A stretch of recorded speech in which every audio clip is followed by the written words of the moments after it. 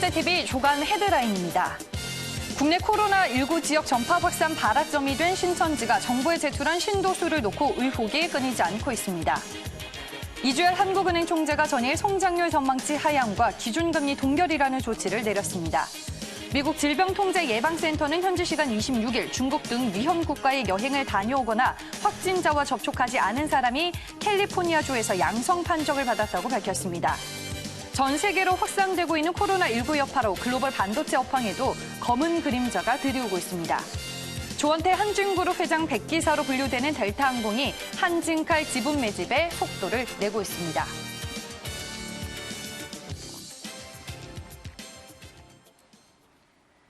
네, 오늘도 코로나19부터 경제성장 얘기까지 다양한 경제 뉴스들 정리를 해보겠습니다. 오늘 이 시간에는 인사이트K의 배종찬 연구소장과 함께합니다. 소장님 안녕하세요.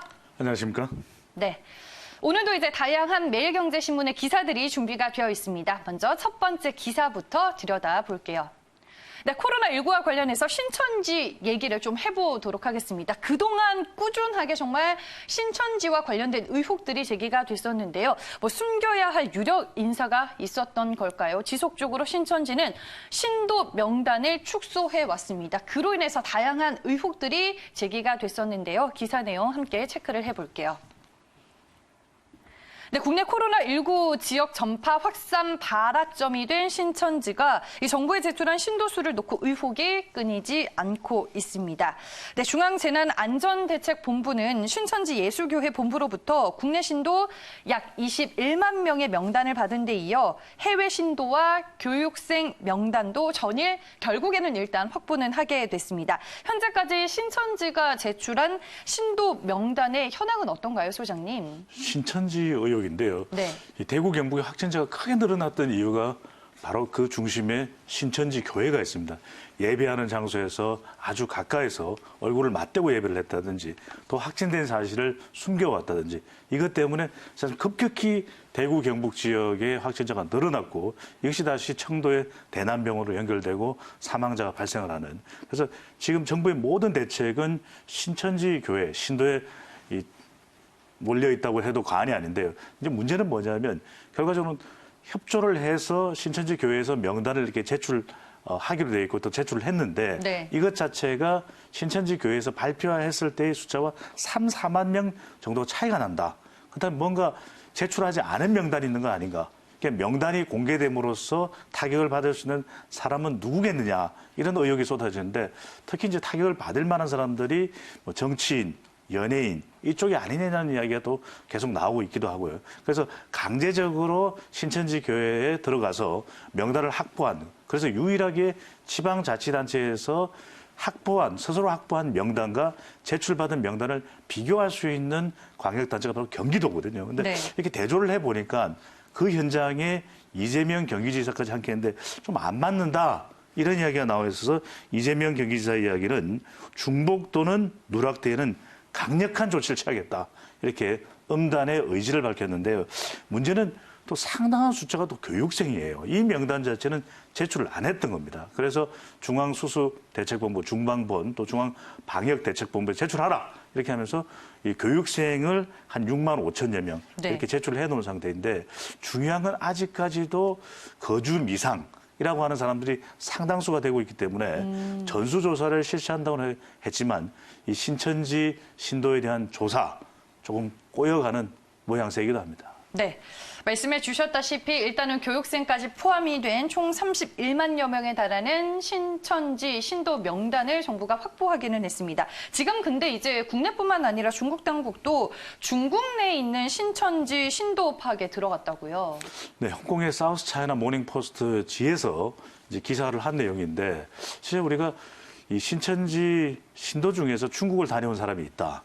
또 이렇게 이야기를 하고 있고 또 신천지 교회의 일종의 이 교주죠. 이만희 총회 의장의 형님의 장례식이 청도 대남병원에서 있었는데 이때 이 장례식장을 다녀갔던 사람들이 중국의 우한으로부터 온 것 아니냐. 그래서 이 홍콩 사우스 차이나 모닝포스트가 추정하는 이 중국 내에 신천지 신도 숫자가 약 2만 명 정도 된다고 합니다. 근데 놀라운 것은 계획상으로는 3만 명을 추가 확보한다. 이런 계획까지 담겨 있었다고 한다는 거죠. 근데 중국 정부에서는 뭐 모든 신천지 신도를 중국 내에 있는 중국인이죠. 이 조사를 하는 것이 아니라 그 중에서도 이 한국을 다녀온 네. 중국 내의 신천지 신도에 대해서 조사를 한다고 합니다. 네, 알겠습니다. 오늘 매일경제 주간브리핑 첫 번째 기사는 신천지 의혹과 관련된 내용으로 저희가 다뤄봤습니다. 다음 두 번째 기사로 넘어가 보겠습니다. 이번에는 오늘자 매일경제신문 8면으로 가보겠습니다. 전일 2월 금통위가 개최가 됐었는데요. 일단은 0% 성장에 대한 경고들이 쏟아지고 있는데 한국은행은 나홀로 2%대 성장을 고집하고 있습니다. 뭐 1분기는 어쩔 수 없이 경제 성장이 둔화가 되겠지만 그 이후로 빠른 회복을 기대하고 있는 걸까요? 어떤 내용인지 기사 내용 확인해 볼게요. 네, 이주열 한국은행 총재가 전일 성장률 전망치 하향과 기준금리 동결이라는 조치를 내렸습니다. 기준금리는 현 수준인 연 1.25%로 동결이 됐고요. 코로나19로 경제에 상당한 충격이 불가피해 보이지만 최근에 금리 인하에 부쩍 힘이 실렸음에도 불구하고 신중한 입장을 일단은 고수를 했습니다.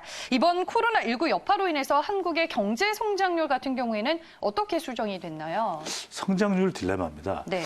이 댓글에 아주 흥미로운 댓글이 실려 있는데 이창진이 것도 가끔 댓글 보는지 모르겠습니다. 매일경제 기사가 워낙 좋아서 가끔 댓글을 보는데요. 믿어도 되나요? 당신의 통계를.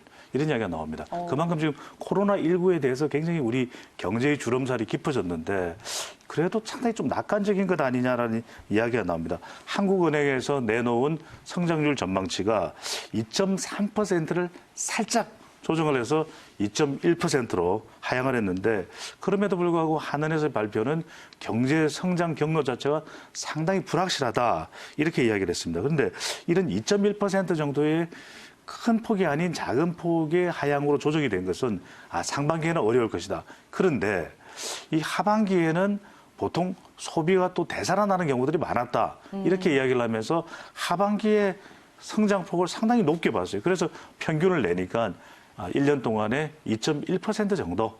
그러니까 작년보다 그러면 결코 못할 게 없는 것이거든요. 그런데 믿어도 되나요? 당신의 통계를. 외국에서는 이 통계를 믿지 않는 걸로 보입니다.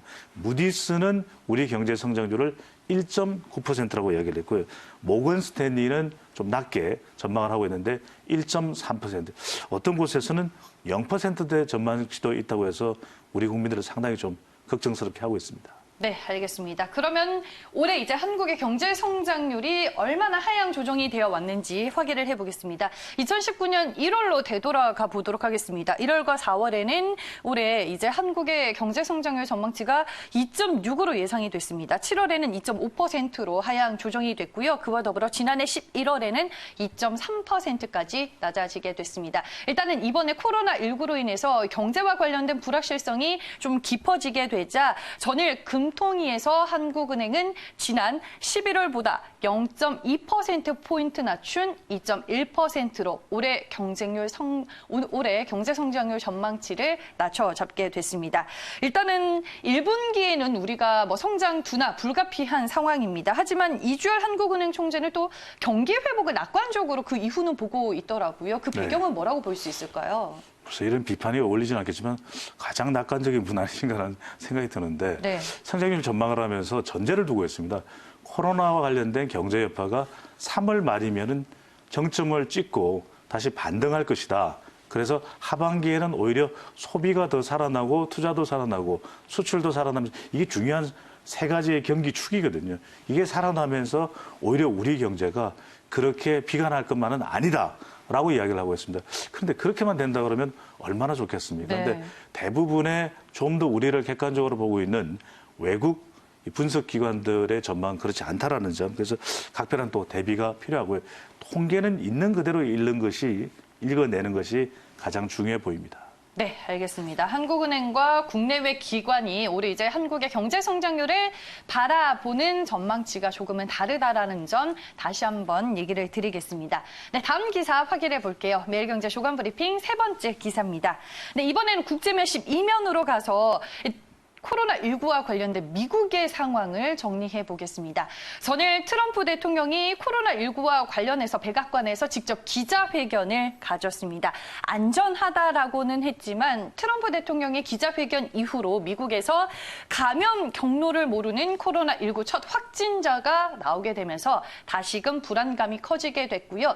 미국 내에서 코로나 지역사회 확산에 대한 우려감들이 제기되기 시작을 했습니다. 기사 내용 확인해 볼게요.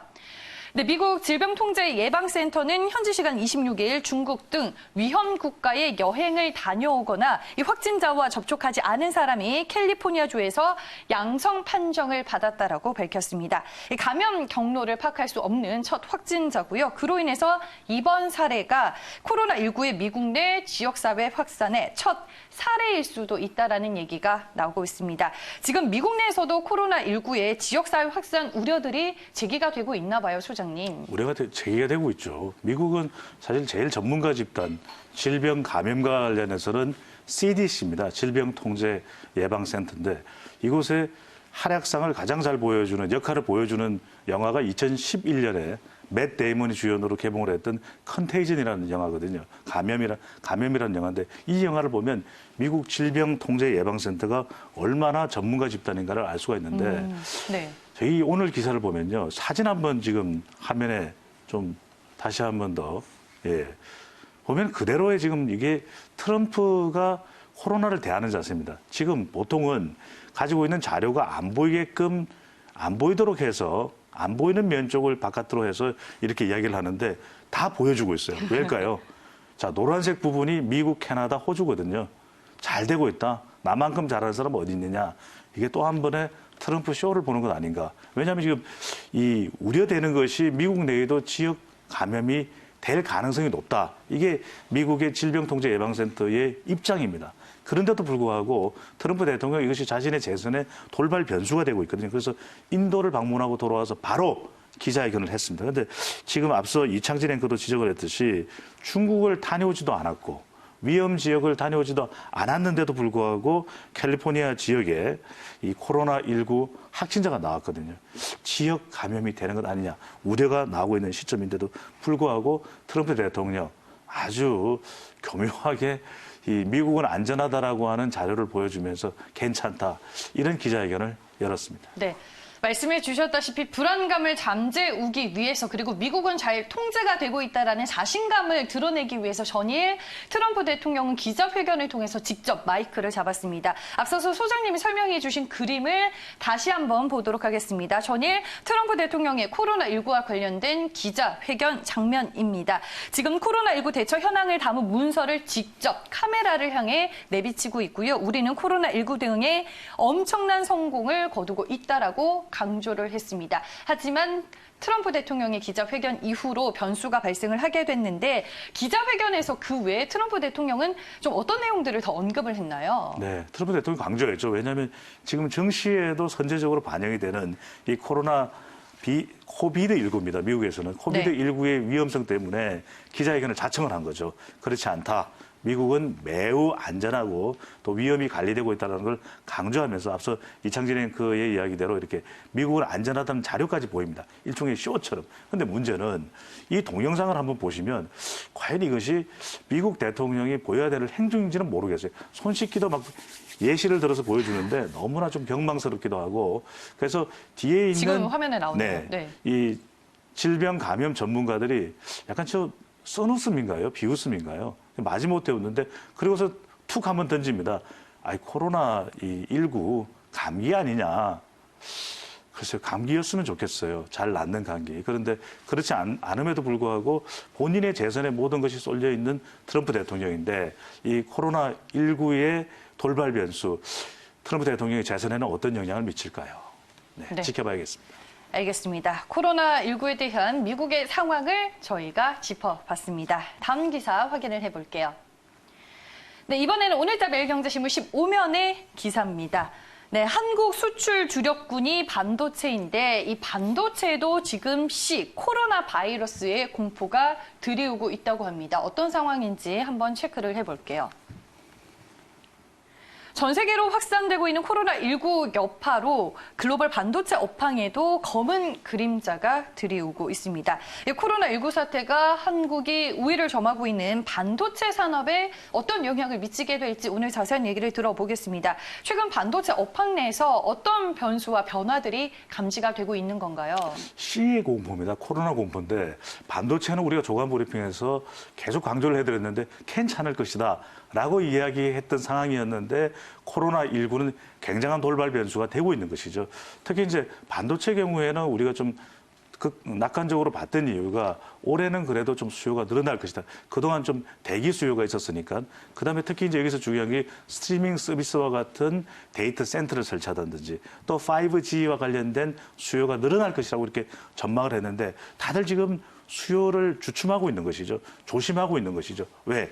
앞으로 경제가 어떻게 될 것이라고는 불확실성이 여전히 크기 때문에. 근데 이것을 보여주는 것이 반도체 경기가 얼마나 좋은지를 보여주는 것은 바로 필라델피아 지수입니다. 이것이 정말 기준이 되는 지표인데 최근 나흘간 최대 낙폭을 기록할 정도로 반도체의 반등 국면도 조금은 더 기다려야 되는 것 아닌가 이렇게 우리가 예상을 할 수밖에 없는 상황이 되고 있는데 그래서 좀 투자의 관점에서 우리가 눈여겨야 될 부분은 반도체와 관련해서 투자를 해왔던 그런 펀드들 이것이 바로 반등으로 일어나지는 않을 거라는 것도 좀 예의주시해서 볼 필요가 있을 것 같고요. 그럼 언제 이 반도체 업황이 좋아지느냐? 적어도 1분기는 좀 지나서 또 하반기로 가면 그래도 이제 전체적인 수요가 좀 늘어나고 그동안 좀 대기했던 수요가 분명히 있거든요. PC도 더 사야 되고 새로운 5G 휴대폰도 장만을 해야 되고 이때쯤 가면 좋아지지 않겠냐 하는 전망이 나옵니다. 네, 알겠습니다. 말씀해 주셨다시피 반도체 경기에 이제 기준이 되는 게 바로 이 필라델피아 반도체 지수입니다. 최근의 흐름이 어떤지 그래프를 통해서 다시 한번 정리를 해보겠습니다. 네, 뉴욕 증시 3대 지수와 마찬가지로 필라델피아 반도체 지수도 사상 최고치를 경신하는 흐름이었습니다. 2월 중순까지만 하더라도요. 하지만 그 이후로 뉴욕 증시의 낙폭이 커지기 시작을 했고 전체적으로 이제 글로벌 공급망에 대한 우려감들이 제기가 되면서 이 반도체를 포함한 IT 업종에 대한 우려감이 깊어지기 시작을 했습니다. 그로 인해서 그 이후로 낙폭을 지금 키워가고 있는 상황입니다. 앞서서 이제 소장님도 1분기 기대감을 우리가 상당히 낮춰야 된다라고 말씀해 주셨는데 반도체 업계가 가장 우려하고 있는 시나리오는 뭐가 있을까요? 그러니까 반도체 업계 중에서도 우리인 거죠. 네. 우리는 지금 이 삼성전자의 D램의 전 세계 시장 점유율이 매우 높은 것이거든요. 그러니까 우리가 더 타격을 받을 수도 있다. 더군다나 SK 하이닉스까지 합하면 거의 75% 정도 됩니다. 이러다 보니까 비메모리 반도체가 아니라 메모리 반도체에서는 우리의 타격이 상당히 클 수밖에 없다. 근데 여기서 중요한 것 중에 하나가 중국에 또 시안 공장도 있죠. 그러니까 삼성전자 또 SK 하이닉스와 관련해서 특히 우리나라는 코로나 국면이 길어지면 길어질수록 우리에겐 더 타격이라는 것이고 그것도 다른 나라가 아닌 중국이거든요. 중국은 어떤 곳이냐. 부품을 우리에게 공급해주고 우리의 또 부품을 사가기도 하지만 완제품을 또 대량으로 사가는 시장 자체가 수요 시장이 중국인데 저렇게 어디 뭐 대리점에 가서 신규 가입을 할 수도 없고 5G 제품이 나와도 살 수가 없는 저런 상황이라면 우리에겐 정말 최악의 시나리오가 되는 것 아닌가라는 뭐 비관론도 있기는 합니다. 하지만 그럼에도 불구하고 중국도 조금 확진자가 주춤해져 가고 우리도 어느 순간인가는 관리가 가능하다면 적어도 하반기에는 괜찮지 않겠느냐 이런 낙관론도 함께 나오고 있습니다. 네, 알겠습니다. 저희가 오늘 이제 글로벌 마켓 브리핑에서도 애플에 이어서 마이크로소프트가 실적 전망치를 하향 조정했다라는 얘기를 전해드렸었는데 실질적으로 기업들에게 어떤 영향을 미치게 될지 저희가 한 개 분기 동안 좀 지켜보도록 하겠습니다. 네, 오늘의 마지막 기사 확인을 해볼게요. 최근에 연일 이제 기사화되고 있는 한진그룹의 얘기를 해보겠습니다. 주가는 뭐 연일 급등을 하면서 사상 최고치를 또 경신하고 있는데요. 지금 델타항공이 한진칼의 주식을 사고 있습니다. 일단은 뭐 독점 심사에 신고 지분이 되는 15%까지 과연 채울지 이 부분이 시장에 관심이 되고 있는데요. 기사 내용 보도록 할게요. 네, 조원태 한진그룹 회장 100기사로 분류가 되는 델타항공이 한진칼 지분 매집에 속도를 내고 있습니다. 그뿐만 아니라 현재 한진그룹은 이 송현동 부지와 왕산 레저개발 그리고 제주 파라다이스 호텔 토지 등을 매각하는 재무구조 개선 작업에도 박차를 가하고 있습니다. 일단은 델타항공이 이렇게 티나게 한진칼의 지분을 사고 있는 그 배경 뭐라고 볼 수 있을까요? 저는 우리 매일경제 기사가 좋은 게요. 정말 이게 깜짝 놀랄 표현을 씁니다. 티나게. 정말 티나게 사고 있어요. 네. 이게 경영 리스크의 일종인데 지금 조현아와 조원태와 조현아의 대결 구도죠. 지금 추총을 앞두고 추총이 좀 미뤄질 수도 있다는 이야기도 나오고 있기는 하는데 근데 우호 세력이 바로 델타항공입니다. 그러니까 100기사인 델타항공으로서는 좀 더 사서 이것을 이 안정적인 지분 구조로 가져갈 수 있도록 돕겠다라고 하는 의미인데 말 그대로 티나게 삽니다. 이렇게 몰래 사는 것이 아니라 우리가 산다 하고서 이제 지분을 계속 늘려가고 있는데 지금 이제 한 12% 정도 넘어가고 있고 그럼 어디까지 살 거냐? 15% 이상은 사기가 힘들다. 그러니까 정말 많이 살면 14.99%까지 사는 거 아니냐? 왜? 15%가 되면요. 이게 이 공정거래위원회의 기업 결합심사 이 정도면 기업이 두 개의 기업이 결합되는 거 아니냐 이런 이야기가 나올 수 있기 때문에 이에 따른 또 기업 결합심사 제도 여기에 또 영향을 받게 됩니다. 그러다 보니까 15%는 넘지 않는 절묘한 14.99%. 근데 이걸 개인 투자자들이 쫓아가는 게 맞겠느냐? 그건 개인 판단입니다. 근데 네. 지금 가격이 워낙 올라가 있기 때문에 어떤 판단을 해야 될지는 좀 신중하게 할 필요가 있다라는 이야기도 나온다는 것이고 그렇다면 왜 이렇게 티나게 할까? 말 그대로 야, 조현아 이 주주연합 쪽에다가 그만둬라. 우리가 이렇게 강력하게 네. 지분을 추가 매입하고 있다라고 하는 경고장으로 읽히고 있습니다. 네, 알겠습니다. 그렇다면 델타항공이 언제부터 이렇게 꾸준하게 한진칼의 지분을 매입했는지 그래프를 통해 먼저 확인을 해보겠습니다. 2019년 6월 20일에는 델타항공의 지분이 약 4%가량이었습니다. 그 이후로 조금씩 사더니 지난 9월 23일에는 10%에 달하게 됐고요. 한동안은 좀 잠잠했습니다. 하지만 최근에 이제 10%에서 1%가량의 지분을 더 채웠다라고 말씀을 드렸는데 전일 이제 12.83%까지 델타항공이 지분을 늘리게 됐습니다. 주가 역시나 고공 행진을 펼치고 있습니다. 전일 한진칼의 주가는 또 한 번 신고가를 다시 쓰게 됐고요.